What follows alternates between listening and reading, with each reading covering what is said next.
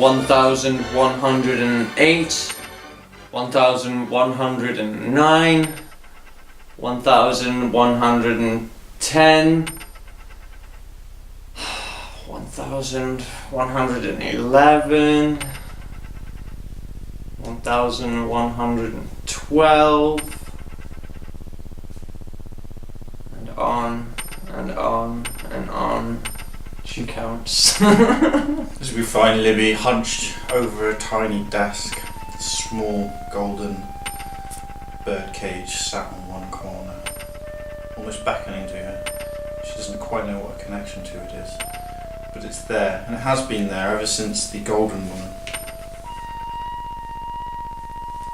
took it, placed it. She said it was the right one for this kind of little bird, and she's still not quite sure what kind of little bird that she is.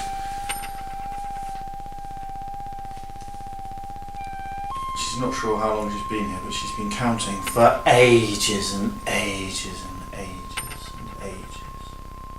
What is it that's going through Libby's mind?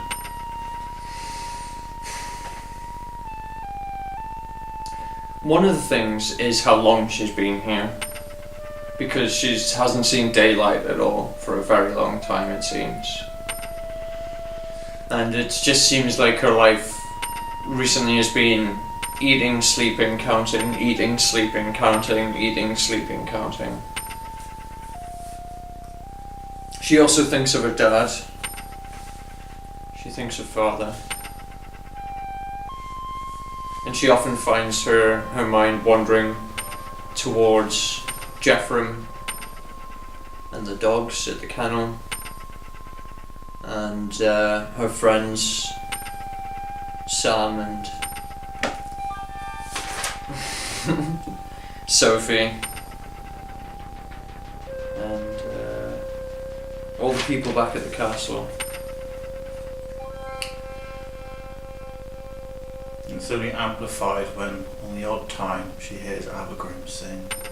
He always sings these dire dirges, deep, sorrowful mourning voice. She realised that he must have been trapped here, but for how long she can't imagine. She doesn't even know how long she's been trapped here, and it seems like an eon has passed.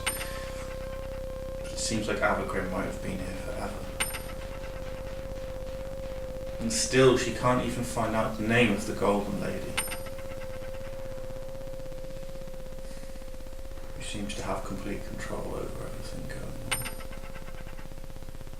The coins keep on sliding down the heap, and every time she opens the chest it appears to be empty. And every day she fills the chest and closes the chest, next time she opens it, it's empty again, ready to be filled once more. She's not sure where the gold goes.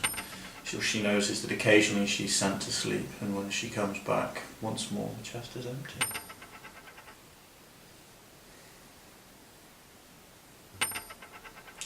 Is the Golden Lady around me? No. She's not around me. Can I do a listen check to see if I can hear her? Yep. Let's be selective here. Don't like you. Let's go for you. 12, 13, 14, 15, 16, 17, 18 for listen. You can hear the drip, drip, drip of water coming from outside the chamber you're in, through the curtains. The distant rumble of some kind of water far in the background. The coins chinking as you count them and place them carefully into stacks, knowing now not to spill them for the Golden Lady. She comes and does such ill to you if you spill even one coin, and you do not wish to start this all over again. The sound of the sliding heaps of gold, as each time you take a coin there's a tiny, tiny landslide of golden coins, occasionally a gem bouncing off across the room.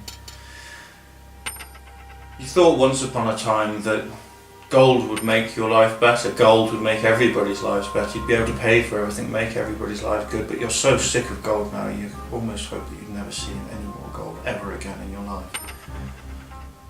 And then you hear a now almost familiar in the background, and you hear the sound of gentle clicking steps in the corridor beyond the curtain of the treasure room. 1032.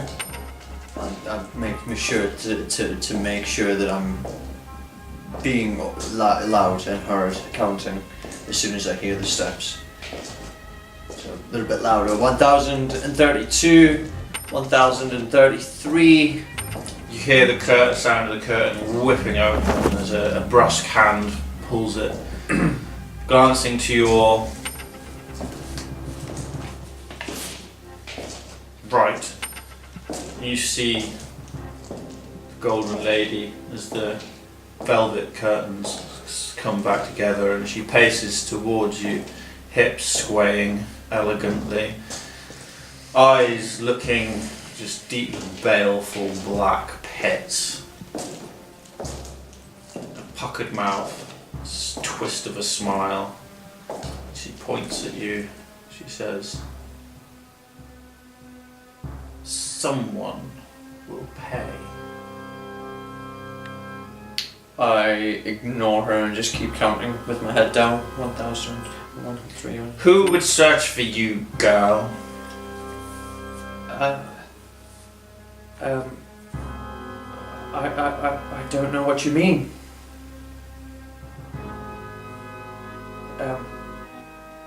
Because you must be punished. So, Punished for what? I did all you asked of me. I am counting, see?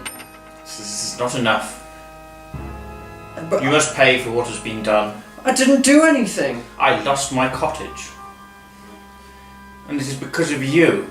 I'm And she comes over and she opens the little tiny door on the little golden cage right in front of you. She's like, "Come now, little birdie, climb in."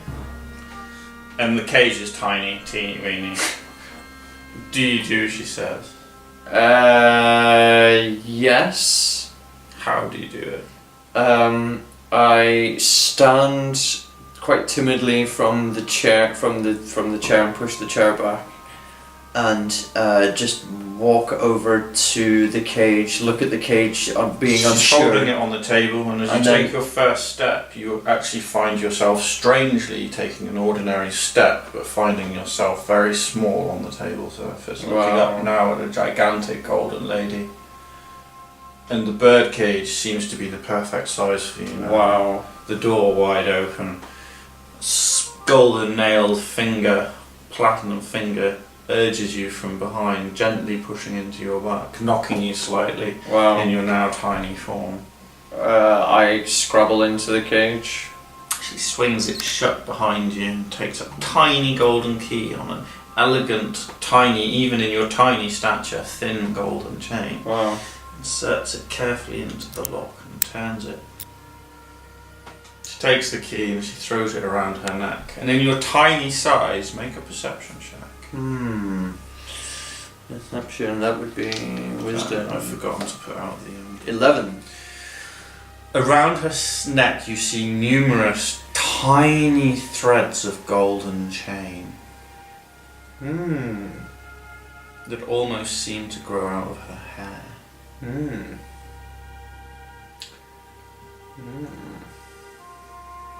And she picks up the golden cage with two long platinum nails, and it swings precariously in your mind. And you find yourself finding it difficult to stay upright. And she carries you over and hangs you from like a stand where there are numerous other golden bird cages hanging. Is there anything else, things in these cages that I can see? Not that you can see. Oh, It's almost like they're ready for something. okay. She whispers in your ear, "Go to sleep. Go to sleep, little girl. All will be fine. Dream the dream. We'll see you on the other side. Make a willpower save. 9. And Libby finds her eyes getting very, very heavy, and although she doesn't want to sleep because she doesn't trust the Golden Lady, her eyes sag shut, and she finds herself sat in front of a spinning wheel. Make a perception check. 15. You look down and you seem to have very pale hands, and you notice that you have long black hair. You just sat at this wheel, and a seemingly pleasant, rotund lady in a brown skirt with a brown shawl and a white blouse bustles in, and she's like, "Oh, Evelyn, my dear, do get on, do get on. You know that the spinning must be complete. Get those little hands of yours to work. You do such magic with them." Whoa! What? What? And you find yourself sat in front of a spinning wheel. In the spinning wheel. Oh my goodness. Oh wow. Oh my goodness. So I'm aware that it's me. You're in a. But I realised that I'm not it's me. It's a dream. You're asleep. Asleep. Okay. And as you are there, you start weaving. Okay. And next to you there is a chest. Okay. And in that chest is some kind of golden something. And from that golden something you weave golden thread. It's a very humble, small little place. Okay. You feel like you may have been there before. But you can't quite put your finger on it. Okay. And this is a dream. You dream of home. You dream of father. And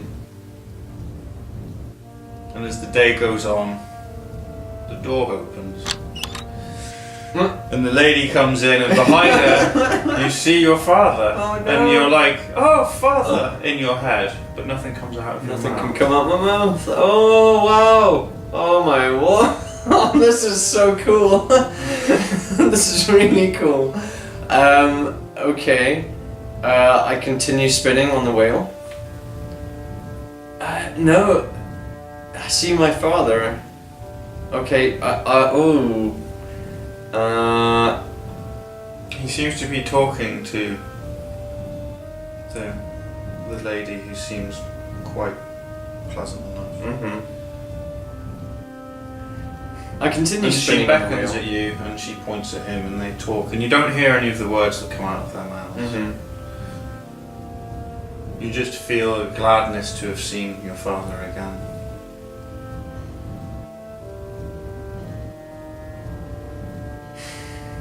He comes over and he's like, "Hello there, young lady," and you look up at him.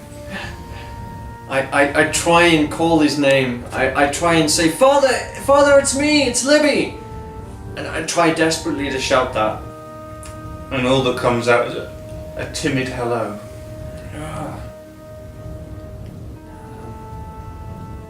I'm very confused and a little bit afraid because I'm not sure what's going on, and automatically just continue spinning. And the woman looks at you from behind him with baleful black pits for her eyes, as if she knows something that you do not. And something inside of you quivers. Ooh. Make a willpower save. 13. But you hold strong, and you struggle against it.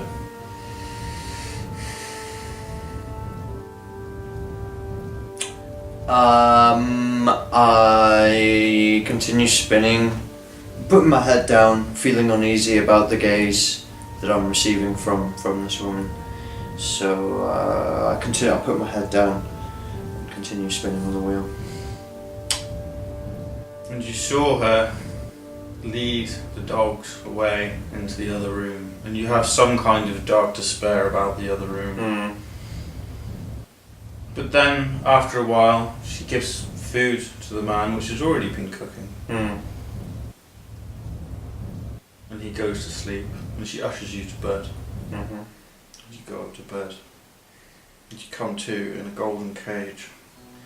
And the dream, make another will. Yeah. Oh, crit fail. The dream just seems to disappear, and you remember not of what's happened. Nothing at all. Wow. Just have a faint sense of deja vu, like something's happened before and might happen again.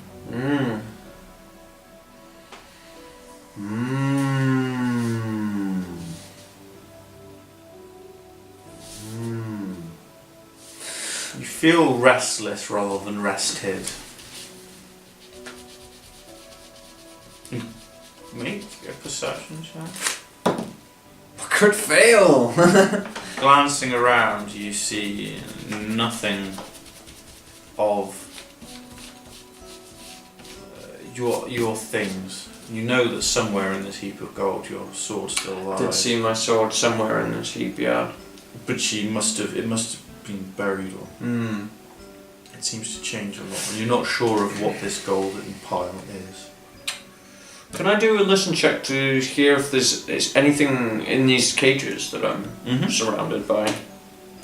No, not with this 8. You find yourself just in a sort of state of quivering, sat, hunched up, and fitful sleep takes you for a while, and then you feel a sort of slight swinging motion and a silky voice. Wakey, wakey, my dear, it's time for your walkies.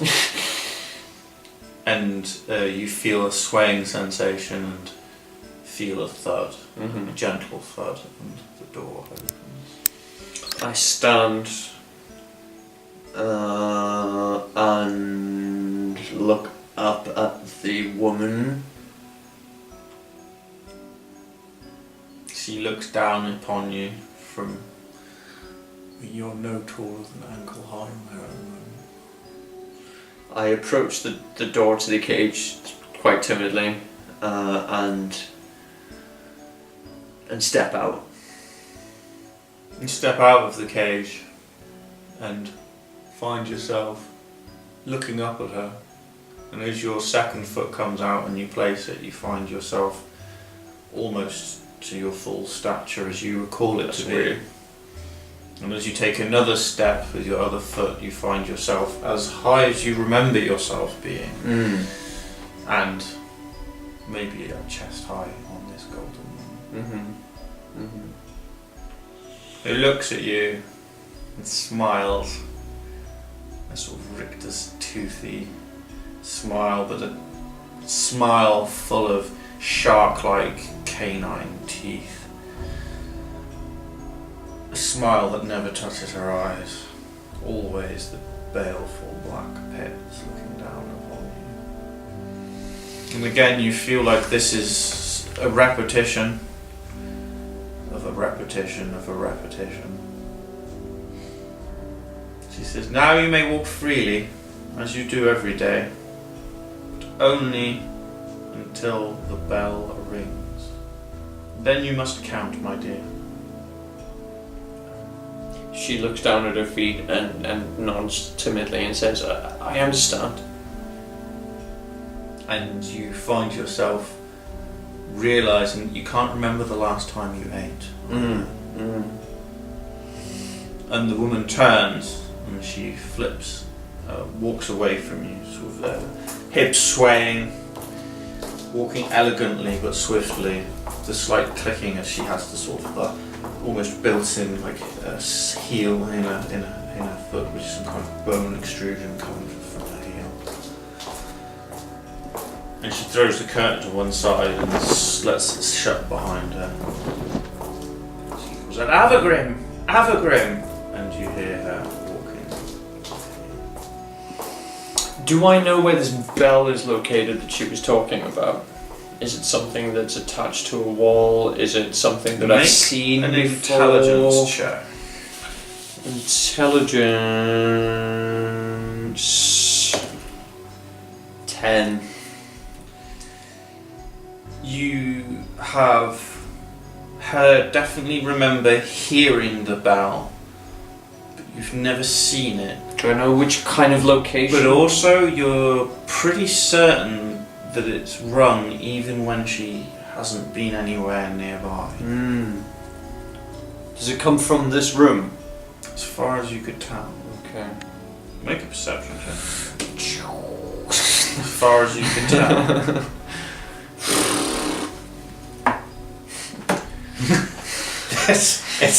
It's the old dice. Do you know, it's because I've still yet to buy my own blue and white dice for her. And him.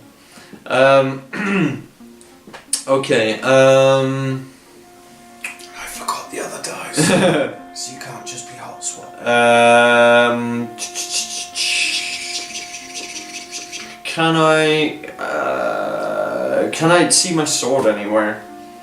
You can search. 16. You start walking around the room and you sort of kick away gold as if it's filthy dirt. Your eyes scan about the room desperately trying to find something of use. You were certain your sword was here somewhere. And looking about, there's a heap of gold ahead of you, and there's a sort of heap of gold, almost like some kind of small mountain range. And sticking straight in from the top, you can just see the hilt of the sword in the sort of the third peak. How high?